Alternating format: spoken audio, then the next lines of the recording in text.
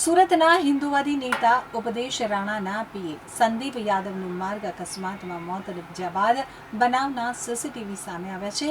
ગોડાદરા વિસ્તારમાં આવેલા આહિર ચોકથી માનસરોવર સોસાયટી તરફ જવાના રસ્તા ઉપર પડેલા ખાડામાં બાઇકનું ટાયર આવી જતા સંદીપ યાદવ પટકાતા મોત નીપજ્યું છે। ગોડાદરાના 150 ફૂટના આ મુખ્ય રોડ ઉપર સ્થાનિક રહીશોના જણાવ્યા અનુસાર 5 થી 7 જેટલા મોટા અને અત્યંત ઊંડા ખાડાઓ છેલ્લા ઘણા સમયથી યથાવત છે। ચોમાસાના વરસાદને કારણે આ ખાડાઓમાં કાદવ અને પાણી ભરાઈ જાય છે, જેના કારણે રાત્રિના સમયે વાહન ચાલકોને ખાડાની ઊંડાઈ કે તેની હાજરીનો સહેજ પણ ખ્યાલ આવતો નથી।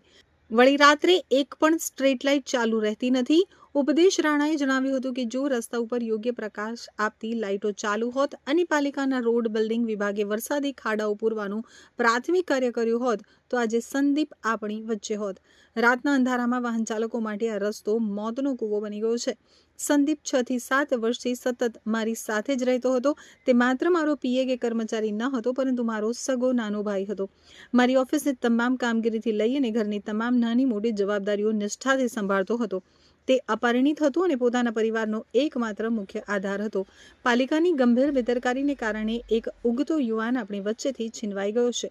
આ સામાન્ય અકસ્માત નથી, પરંતુ પાલિકાની ઘોર બેદરકારીથી થયેલી હત્યા સમાન છે।